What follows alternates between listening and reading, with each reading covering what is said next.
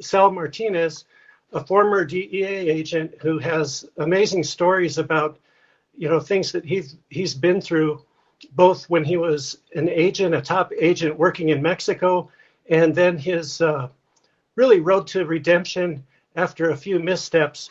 And I have his book to show you too that we're going to talk about. It's called Narc: Convictions of a DEA Agent. So I guess we'll get going. And thank you so much, Sal, for agreeing to come on and be my guest here.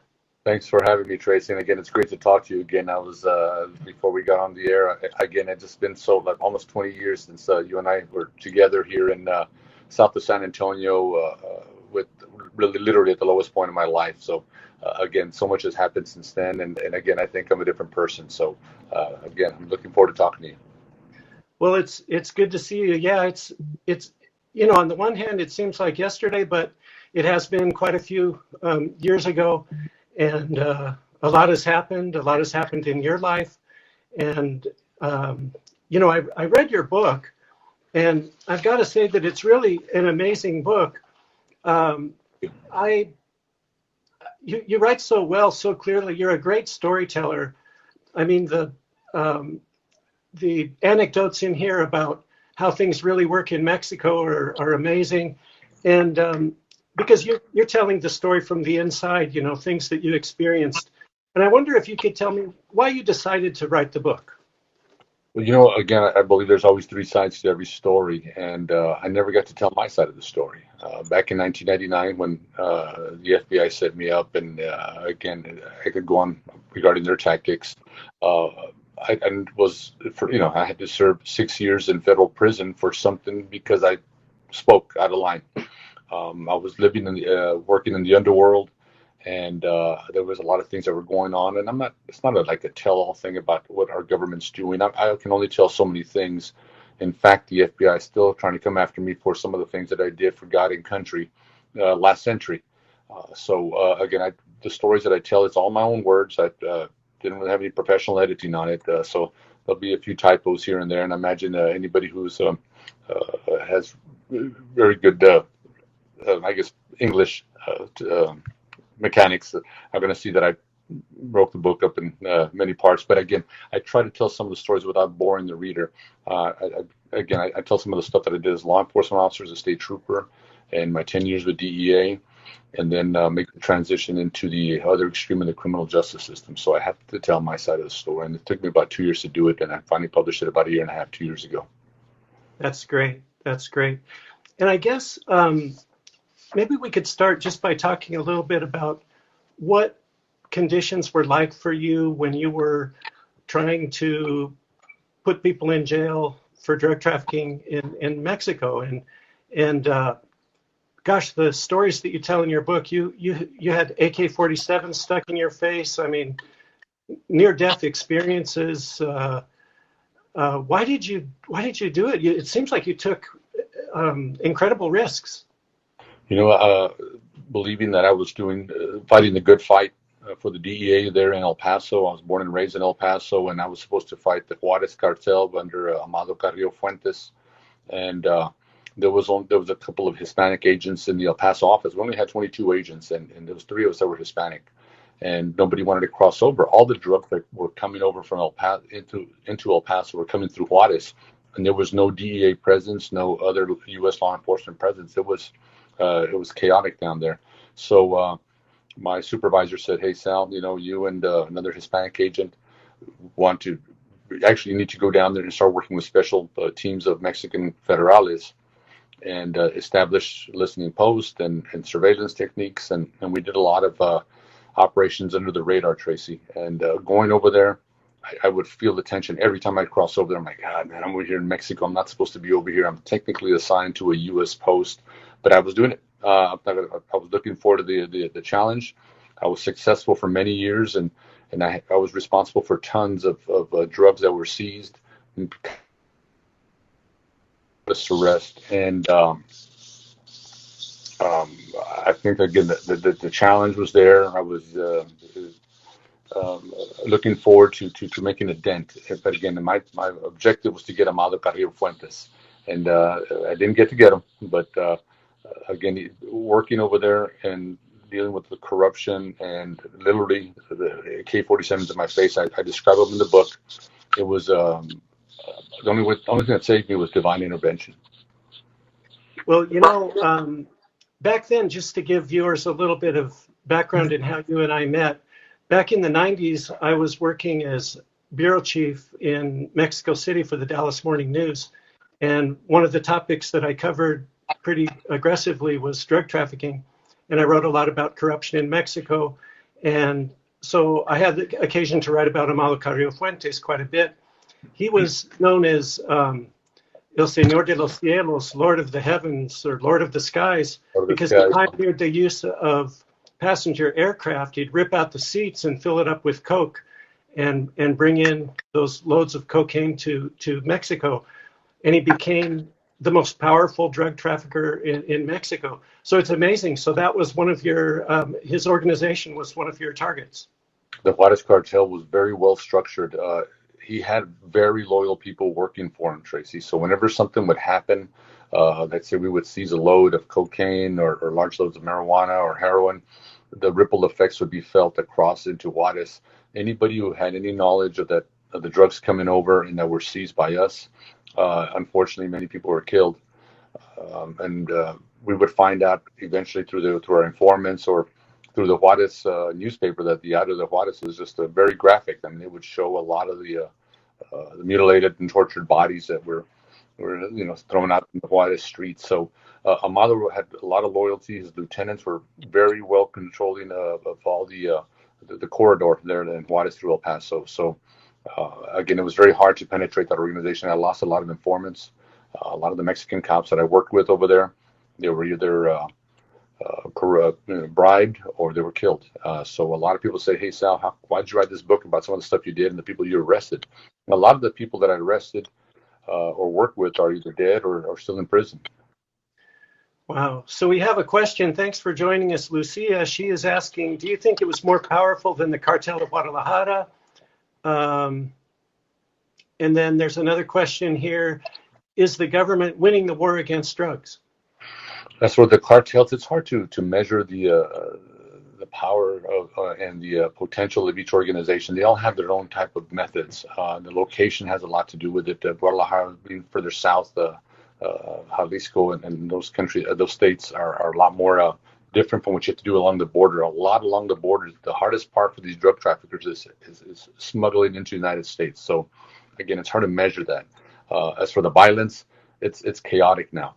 Before, like I said, it was each organization, each for maybe the 5 major cartels were well structured and well disciplined and very again loyal to their organizations. Now you got a lot of factions that are getting involved and causing a lot of chaos and disrupting a lot of their own cartels, their own operations. So it's a dog eat dog down there right now. So as for the government winning the war on drugs, the United States government, we put multi-million-dollar packages down in Mexico, and I saw it firsthand, and that's what bothers me the most, because I worked with a lot of those frontline soldiers, and we weren't getting the money.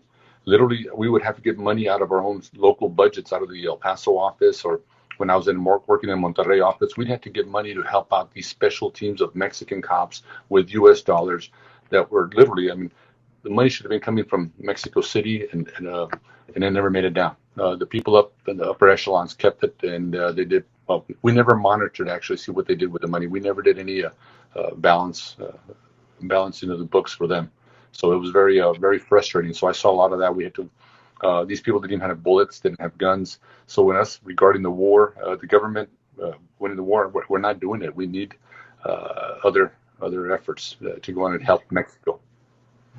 I see we have a viewer from Baghdad. Hello. Thanks for joining us. One of the things that I read in your book is that you recall giving supplies to your Mexican counterparts, and then just within months, they would be corrupted by the drug traffickers.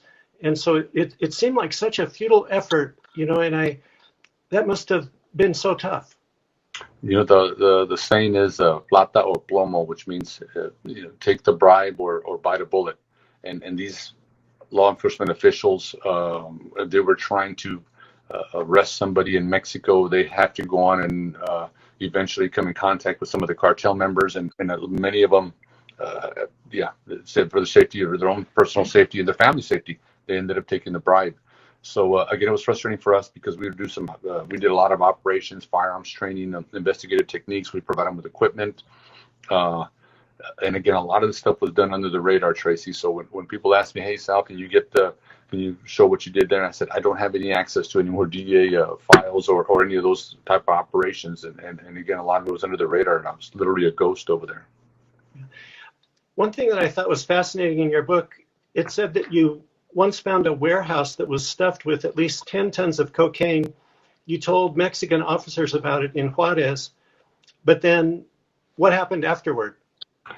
We had previous information about a warehouse that was literally storing tons of coke, and we had got 6 tons out of one operation. So this was in several months period.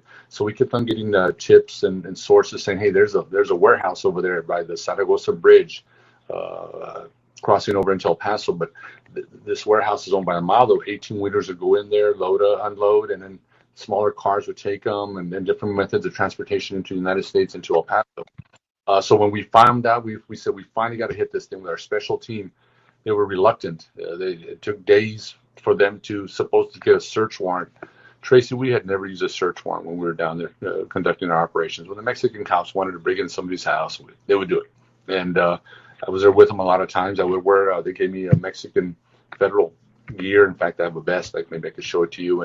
And I would wear and I pretend I was a Mexican official, because imagine the Mexican people or the media finding out that an American or Americans were down there, knocking down doors and arresting people and carrying guns. It would have violated their sovereignty. They would have been screaming that. So, but anyways, it's very frustrating. That was just one example of the corruption that I had to deal with when I was working there.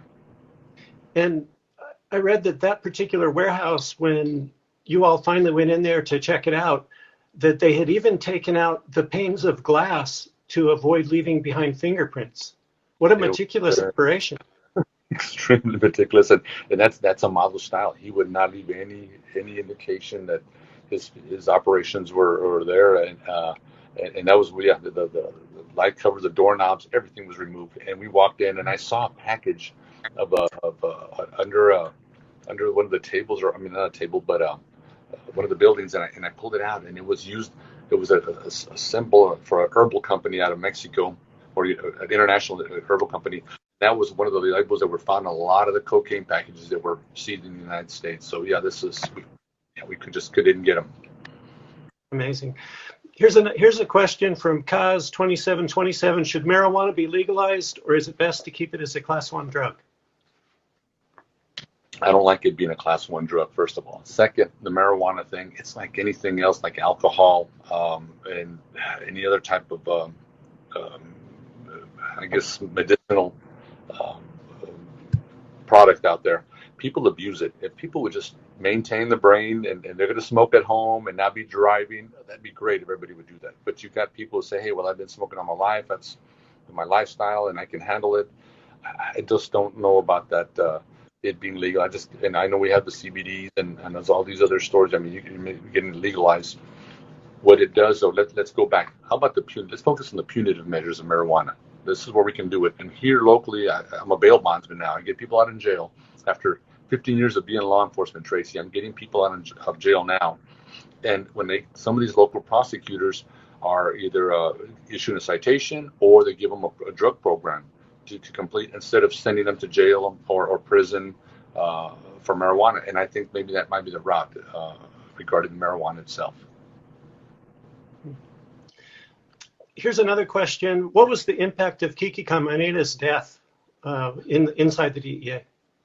Well, that was a little bit before my time. So again, his death was just something that has always been on the back of our minds. That whenever we were working in Mexico, it was something horrific.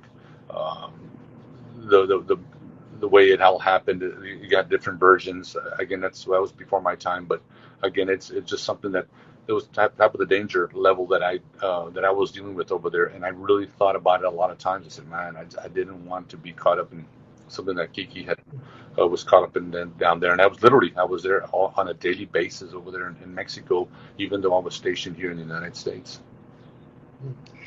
And can you tell viewers a little bit about Jose Gutierrez Rebollo and his downfall? Well, Rebollo was again a highly top official for law enforcement, and we were relying on him to help us out. Mexico City, most of those people up there were relying on him to be the top cop and help us with our operations. And again, it got to the same type of thing, plata or plomo, and he took the bribe and everything. After that, just it was just an example of the corruption throughout all levels of the Mexican government. Everything from the politicians, the law enforcement officials, the prosecutors, the judges. Not all of them are corrupt, but you have a lot of them, and they have a major impact on the judicial system in Mexico. And that's why a lot of these guys are not getting, or these cartel members are not getting prosecuted. They don't fear that. You know, I remember going to a press conference shortly after Gutierrez Rebollo was named Mexico's drug czar. And at that time, one of the things that he talked about, he said, Mexico faces more danger from the small little cartels. The small little cartels, all added up, are more important than the big cartels. And so I'm going to go after the little cartels. And I remember writing that story and I thought, well, that's weird. And then a couple months later, it was discovered that he was living in a luxury apartment paid for by Amado Carrillo Fuentes, and even had a barrel of tequila with Amado's name engraved on it or something. And he went to prison for a long term. I don't know if he's still there. Perhaps he is, but it was really interesting to see. I think that Mexico faces so many difficulties, as you say, because of the plato plomo problem. You don't go along with the traffickers, then you can just get a bullet in the head. That's right. And again, I think think about all the infrastructure, the other programs that are available. I think this last president tried to say, hey, let's go on and provide programs for our younger generation, and maybe they'll start focusing on their careers and vocational trades. And that's a great idea. And if money would have been invested in that, there'd be a great opportunity for people to get away from the temptation to becoming a cartel member. But again, it's just it's going to be generations, I think, Tracy, before anything really significantly changes in Mexico. Before we went live, I was looking at some of the latest headlines dealing with drugs in Mexico. I saw that for the first 7 months of 2020, there's been 21,060 homicides. And so the violence just continues. There's been 61,000 people disappeared, presumed dead, most of them since 2006. I mean, when does it stop? It just seems that it's gotten worse and worse and worse. Well, there's no economic opportunities for a lot of the people down there. It's a poor country. I mean, I don't know the numbers, but the number of the very wealthy compared to the poor. I mean, there's no middle class over there. You have these people that have no opportunities, no educational opportunities, no basic public utilities. That's frustrating. And when you have somebody saying, hey, come over here and make yourself a few bucks doing this, of course they're going to do it. And desperation, the other desperate measures are for them to leave the country and come to the closest country to them, which would be the United States. So that's where the immigration situation comes into play. It's frustrating to have a government that's, with so much pride in Mexico that they don't take care of their own people. And I'll keep on saying that I think it's going to have to take some significant changes through all levels of government and the infrastructure there to change and make it better over there. Here's an interesting question from Kaz. He says, is it hypocritical to say it's okay for those to use drugs like estrogen to change their chemistry and biology, but not marijuana to change their mind's biology and chemistry? And again, I think it goes back to what I mentioned earlier. I mean, we have different types of medicinal products out there that are beneficial and help people in positive ways. But to compare them, is it You have people who have to take daily pain medication for severe pains in their back or arthritis, and then you have some that just want to do it for recreational purposes. So again, and no, actually with marijuana now, if it's medicinal, then yeah, I think it should be moderately provided. I mean, it should be regulated. Mhm. Another headline that I read before going on air here was that the drug organization Jalisco Nueva Generación was reported to now be using drones equipped with C4 plastic explosives to assassinate rivals. What does that sound like to you? Is that surprising? Again, the methods of transporting drugs over into the United States, the secretive methods they've used, and now the methods of attacking each other, I think they're limitless. I mean, whatever kind of opportunities are for these cartels to get them would be, yeah. Again, there's creativity. I believe it. If anything, I think they're much more blatant. I think more having several men, hitmen, sicarios go over there with AK-47s would have a lot more of an impact than having a drone drop a bomb on a location or something like that. I really believe it's going to be down on the dirt type of a battle between these cartels. Yeah. Now, I want to go back to some other material in your book, and that is, I want to talk a little bit about Bruno. And I wonder, can you tell our viewers who Bruno was? Bruno was my first cousin. He was 27 years old, and he was killed in a carjacking, the only carjacking murder in El Paso history back in 1995. And I was working for the DEA, and I was working for my cousin. Bruno's older brother was Phil Jordan, and he was in charge of the Dallas division. And when we heard about this, it was tragic. I mean, the whole family was devastated. Phil felt that it was a hit by the Amado Carrillo Fuentes organization on his younger brother.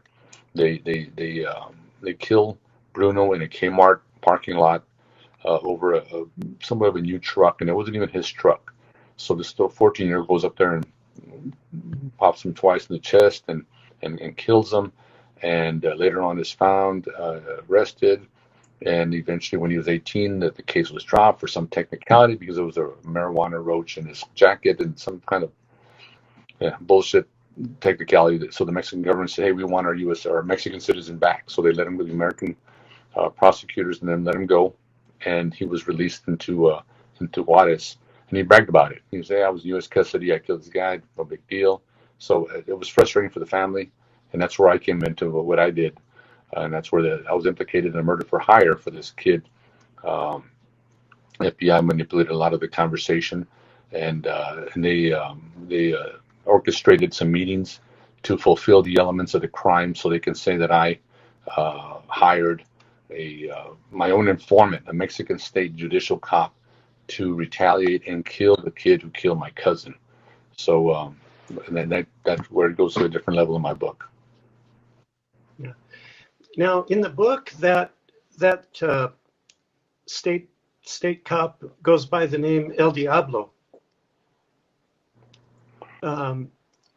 So El Diablo in the book, I guess you didn't realize he was also an informant for the FBI.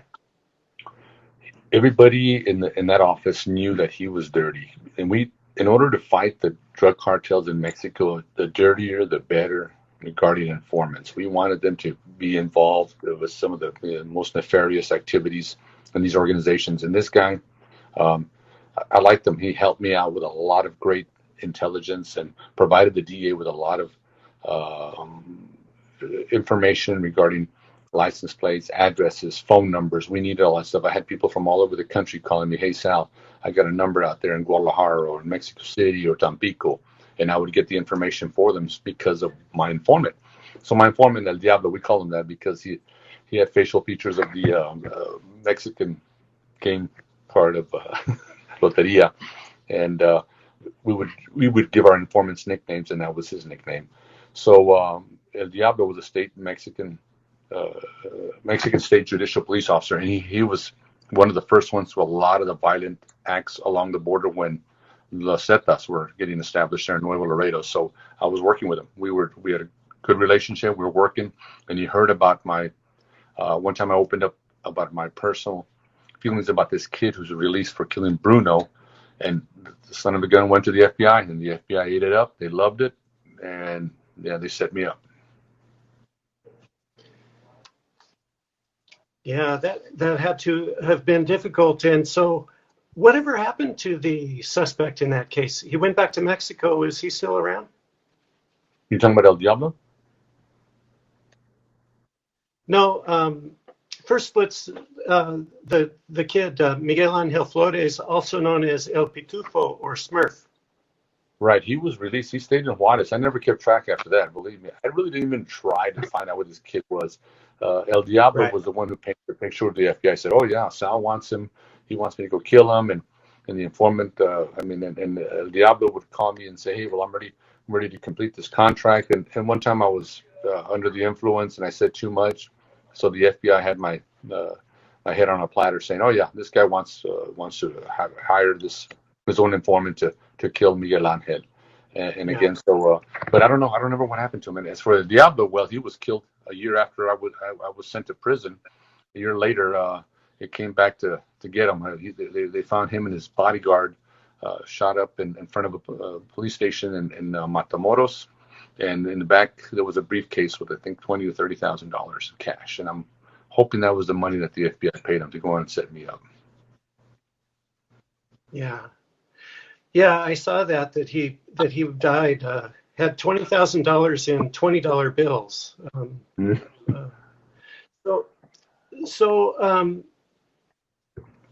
one of the things that Phil later said was that he thought that the way this should have been handled was that the FBI simply communicate to the DEA, "Hey, we got an agent. He's been under a lot of stress.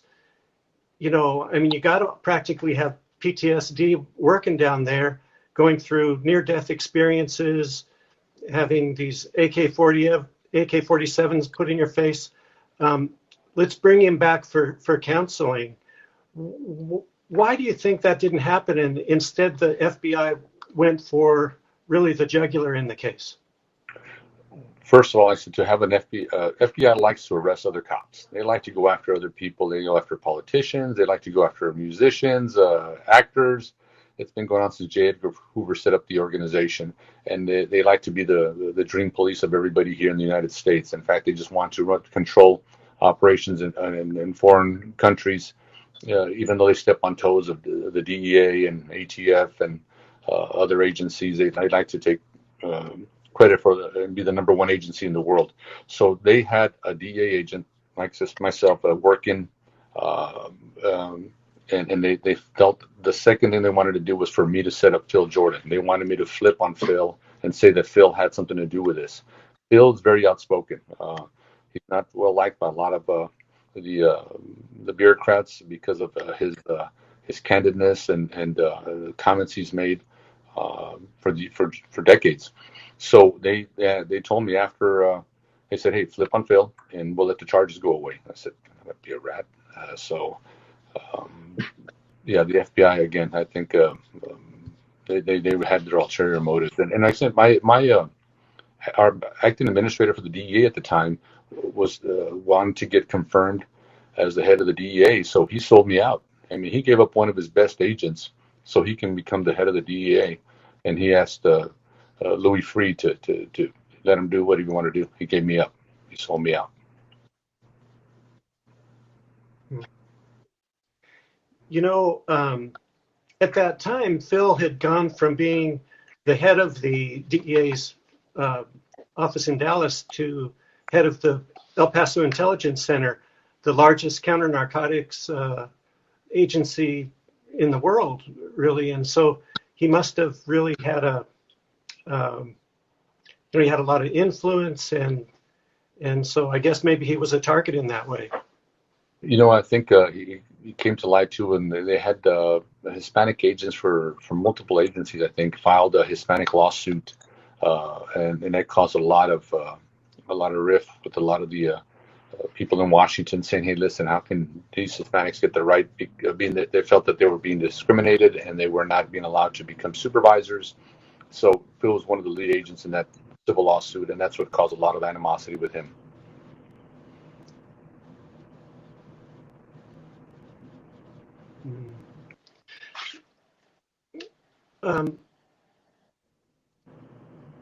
Here's a question asking to remind viewers of the name of the book. So here it is. You can see it: Narc Convictions of a DEA Agent.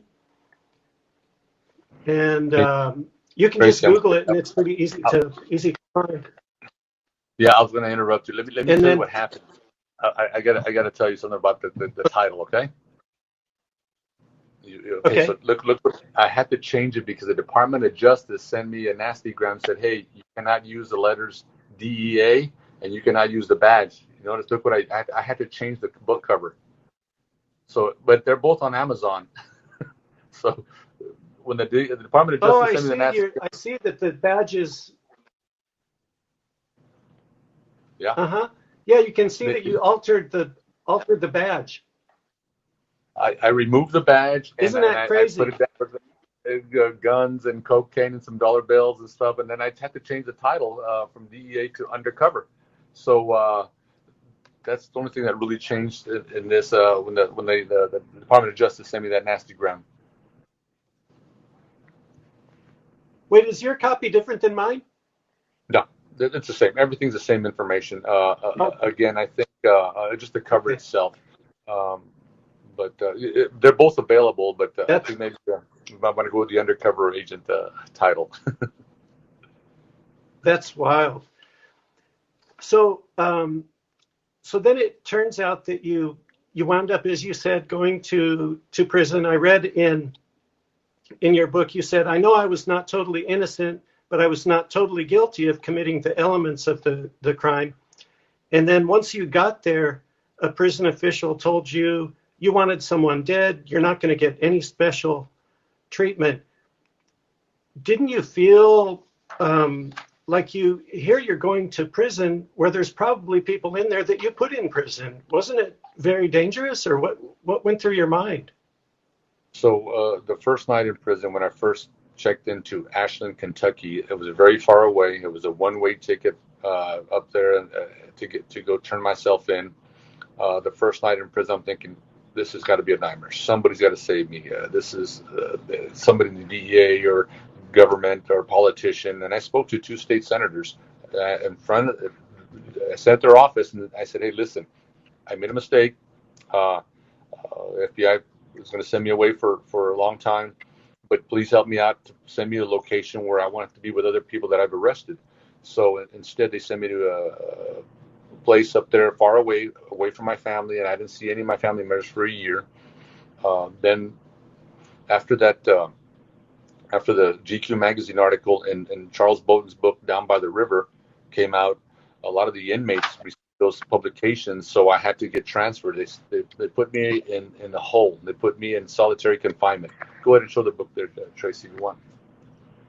Yeah, this is Chuck Bowden's book Down by the River, which chronicles the whole case.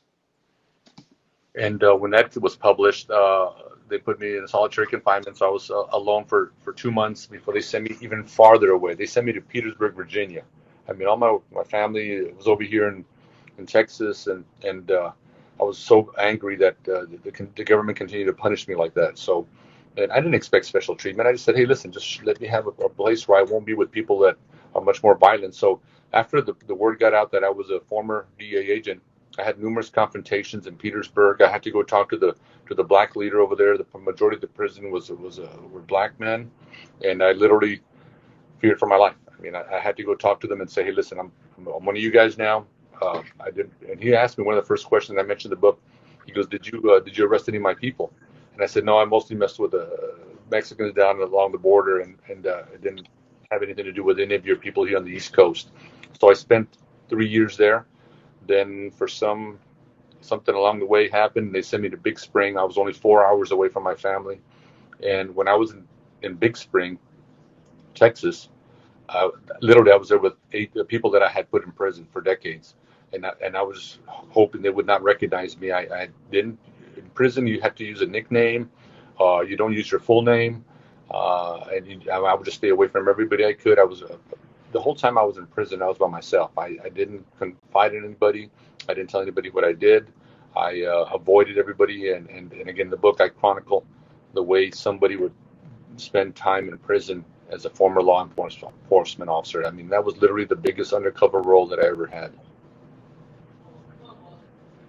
Wow, that's a great way to describe it.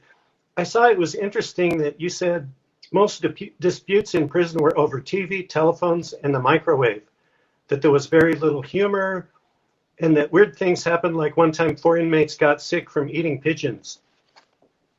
Yeah, there was a little bit of humor. I mean, you had to find humor anywhere. These guys were out there gathering pigeons with their coats, and they grabbed them and they would cook them up and prepare them like they were yard bird.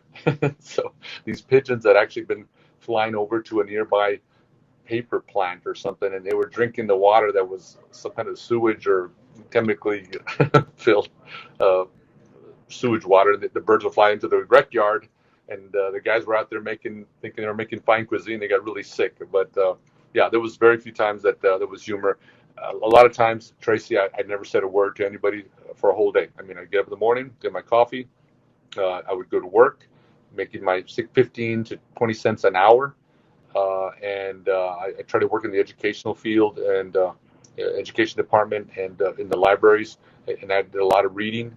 And again, I kept to myself. People would ask me, how come you don't run with these people? You're from El Paso or San Antonio. People would start asking questions. And I mentioned some of those scenarios in the book. I just didn't admit who I was or what I did, and because I would have been killed. I mean, there was some guys there that I had put away for a long time, and I'm glad they never discovered who I was. I had a different identity, got the gray hair, and I would wear my glasses. Whereas when I was in DEA, I wore my contacts. They don't let you wear contacts in prison. And I had long hair, had an earring, goatee, but somewhat different. I just didn't want them to pick up on my name and where I was from. So I told people I was from different areas instead of from my hometown of El Paso. I saw a question asking, did the DEA have to review your book before it was published? No, I never asked them for permission. I mean, I'm not. If they come after me for some kind of top secret information that I disclosed, I mean, I've changed. All the names are changed. They're all fake names. But everything is factual. Everything can be corroborated. I have a couple of agents, and I mentioned one in the book named Paul Rodriguez. He was with me on a lot of these operations. We talk about them, but again, I did not disclose the dates or the people, the actual names of the people that we arrested, because I imagine that would be compromised, and I'd probably get in trouble for that. Right. I saw that in prison you wore steel-toed boots in case you got into a fight. It'd be easier to defend yourself, and that one of the tactics that you used to survive was really just using your smarts. You explained to a black prison leader how wiretap worked, and that kind of helped build a rapport with him. You showed your medal as a center on the flag football team, and the Aryan Brotherhood considered you, quote, one of the smartest Mexicans they had ever met. A lot of these guys, when I was working in the library, they would come to me and they saw me typing or working on researching. I would do a lot of researching because I had no idea what I was going to do for a new career, Tracy. I mean, my life was all law enforcement, and I was going to become a convicted felon. So I had to research on how to be a self-employed, person when I came out of jail. So they would see me, and I would play sports with them. I like playing sports. So I played in the softball team. We played basketball. And when I was in Petersburg, Virginia, with, like I said, the predominantly black inmate population of 2,000 men. I mean, each prison literally had about 2,000 men, each one that I went to. So I had to show them that I was one of them, especially when they found out that I was a former DEA agent. And that's when I spoke to that black leader, and he asked me, he goes, how do wiretaps work? And I said, well, you got to get it. In a nutshell, I kept it very vague. I said, you just ask a judge for authorization. You keep it on for 30 days at a time. You come up with some good evidence. The judge will go on and grant you additional time. If you don't, then it's shut off. And he was, but I was scared. I mean, when I described that incident, Tracy, when I went to go talk to the black leader, I mean, I was surrounded by these big black men. I said, "Oh man, these guys are gonna kick my butt." And I was just, but again, I didn't give it and say any top secret, give them top secret information. They weren't that intelligent. But when it came down to the other, uh, the fights in prison, it was about we didn't have that much. I mean, all our lives were in the locker. And I had my clothing in there, my tennies to work out, personal photos, and some of the food that we got from the commissary. So when it come down to community property, it'd be like a microwave, a television, or the telephone. Those three things were the major reasons for disputes within inmates in prison, because you have a guy who's talking to the phone and he's talking to his girlfriend, and you're in line waiting, and then he gets off the phone and says, "Oh, yeah, I want to make another call." No, no, no. Wait, you got to take turns. So there was some rules of etiquette that needed to be followed, and if they weren't followed, I would get in trouble, or that person would get disciplined. And a lot of the way these guys would get disciplined is they would take them into the restroom and they would hit them in the face. They would hit them in the stomach, in the chest, and so there'd be a lookout, and the guys would be punishing him to let him send a message that he needs to go on and change his ways, or it'd be worse the next time. And the reason you wanted to face any facial scars or bruises or bleeding is because the guards would shut down the whole dorm, and they'd find out who eventually beat this guy up. So you took the beating and you kept quiet. I see here's a question from Elegant Acadia saying, have you purchased drugs or anything illegal? Well, okay, now, have I purchased drugs when I was working for the DEA? I wonder if that's what it means. Okay, so listen, purchasing drugs and stuff that we did for DEA was all documented. There was no times that we would say, okay, let's go buy it and just forget about it. No, that we didn't do any of that. Everything was well documented, and that's what I prided myself. I mean, I was one of the most highly decorated DEA agents in El Paso history. I had some of the largest seizures and stuff, so there was no way for me to start buying stuff and pretending to do something reckless. No, I didn't do it, and I don't do it now. I mean, I'll just drink my beer and drink my single malt scotch, and that's my drug. Right. I saw that one of your small pleasures in prison was the 15-minute phone calls that you could have with your wife, and then the fact that she would bring you some pork rinds and Reese's peanut butter cups. Yeah, there was a few pleasures. Well, again, the phone calls were our only form of communication with people. At least for me, I mean, a lot of these inmates were sent to prisons close to home. I was sent far away. I mean, again, I'm not crying about it. I'm just saying that I was treated differently and punished because they were worried about me being in a prison close to a lot of the people that I had arrested, like, for example, Big Spring. So that's what I'm saying at the end, that the prisons, U.S. prisons, Bureau of Prisons made a mistake and sent me close to people that were actually at the same institution that were people that I had arrested. So for me being far away, using the phone, listening to my family and talking to them, that gave me pleasure. I would maybe talk to them once a month. It was expensive. The phone calls were really expensive then. And I didn't want to ask people for money on the outside, Tracy. Whatever money I made was maybe the $30-$40 a week that I would make there in prison, and that's what I would use to buy ice cream or ramen noodles. Ramen noodles was one of the major staples in prison, and so a lot of these things. Go ahead. I'm sorry. No. I just see that toward the end of your time in prison, as they moved you closer to home, you discovered that your handball partner had been a hitman for the Gulf cartel. And again, if law enforcement officials would have befriended me and talked to me, I could have told them a lot of the stuff that was going on in prisons, or even now, I'm a bail bondsman and I deal with the underworld again. If cops would just call me, "Hey, Sal, do you know anything about this guy or that organization?" Yeah, I could tell them, but I'm not going to do it. I mean, they're not asking me, first of all, and so you find out stuff by the people you associate with. And for me, again, a lot of guys like to talk in prison. A lot of them don't. And I was one that didn't. I would just listen and I would stay away. In fact, I didn't want to listen. I didn't want to hear about their exploits or some, men like to brag about what they've done in their past and what they plan to do. And this guy was a major hitman and he got away. I mean, they were releasing him. I think he got out right before I did.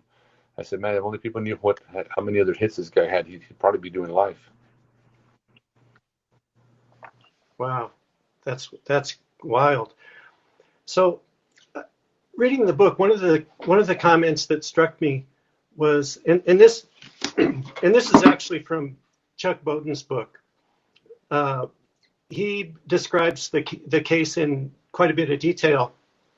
And one thing he said was that the judge, upon sentencing you, said, "You are apparently a very decent guy, and I'm sad for you. I'm sad for all of us. Good luck to you. Time has a way of healing almost anything." So I'm wondering, has time healed almost anything? No, not really. I'm still angry. And that was my motivation during prison. I was angry at myself for allowing the FBI to set me up. I was angry at our judicial system to go to such extremes to punish me for, not only take away my career, and send me away for such a long time. I think one day in jail or 2 days in jail was enough for me. Initially, when I first got arrested, okay, I got the point. I'm going to be talking like a fool to this, my own informant. So I use that as a motivational thing, and people say, forgive and forget. No, I can't. I'm sorry about that. I'm not happy about what happened, but the judge was part of a system, Tracy, where our judicial system is 9.5 out of 10 people have to plead. They don't go to court. You never get to tell your side of the story. And that's when one of the initial questions you asked me in this interview earlier was, why did you write the book? Like I said, I never got to tell my side of the story. It's very, very one-dimensional. It's black or white, and law enforcement is the same way. Everybody sees the same. Thinks that we have the best judicial system in the world, and we don't. There's a lot of things that need to be changed, especially the federal sentencing guidelines, Tracy. That is strict, man. There's guys doing some lengthy, decades for something that was a nonviolent offense, and they're in federal prison because it was a federal crime, whereas compared to some of these people in state jails are out within 4 or 5 years, and it infuriates me. But again, only politicians can change this. Well, it certainly seems that the FBI played hardball, because from what I read, they only gave you 48 hours to accept a plea and take 7 years, or they'd go for more charges and try to get you to have a 20-year sentence. So that seems like they were really pushing hard to punish you. I put the white flag up. After realizing that they had an unlimited budget, the FBI has an unlimited budget. They had my own agency, people I used to work with. I was a pariah. I had nobody backing me up to prove a lot of the stuff that I could have proved. And I had the receipts. In fact, I put some in the book. I showed a couple of receipts. I would pay this guy some good money, my informant. But they said, well, Sal was paying him because he wanted to, he had a personal agenda. Bullshit. It infuriates me that I never got to tell the judge that. I could never tell anybody else that in the judicial system, because the judicial system is again, guilty till proven innocent.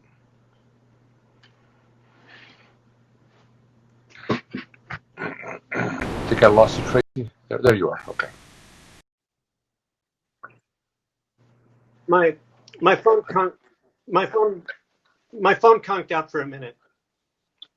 But okay, yeah, I gotta charge mine in a little bit too. Okay, I just have one or two more questions, if you don't mind. Okay. Sure, let's go. Yeah, my phone is, I don't know if it overheated or what happened, but for me, reading the book, I really, to me, makes me sad to read the book, because it's not like you were trying to go out and kill somebody who didn't do anything wrong, and it's really a family tragedy. This thing affected the whole family, affected your career, everybody. And as you said in the book, one line that stuck with me was, "For those who believe I deserve to be punished, they should be pleased to know that I am serving a life sentence." Because this took away your career, and you've had to kind of really reinvent yourself. So at this point, how do you see the future after all that you've been through? I think like you said, regarding my road to redemption, I need to. I'm not going to sit and cry and crouch down and let the FBI defeat me. I needed to redeem myself, and the book is going to help me do that. I think I need to tell, not only for myself, but to help other people who are going through it, because there's 2 million people in prison right now. And our judicial system is very, again, guilty till proven innocent. Our system is not fair. And as for my future, yeah, I have a young boy. He's 14 years old. He's my pride and joy.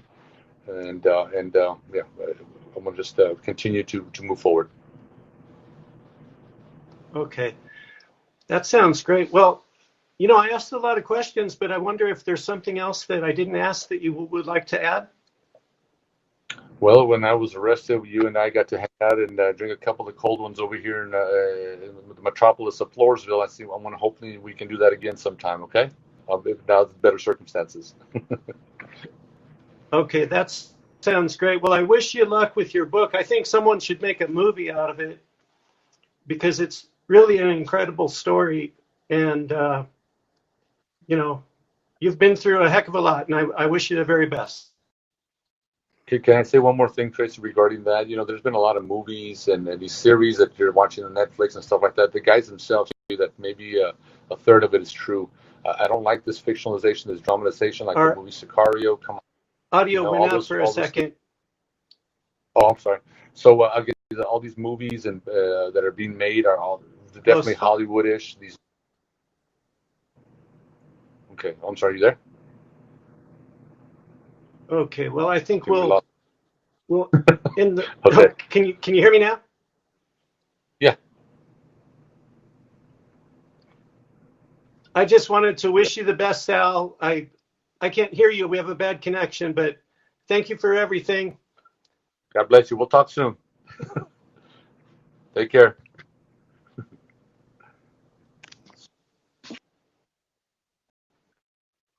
Okay, thanks very much, Sal.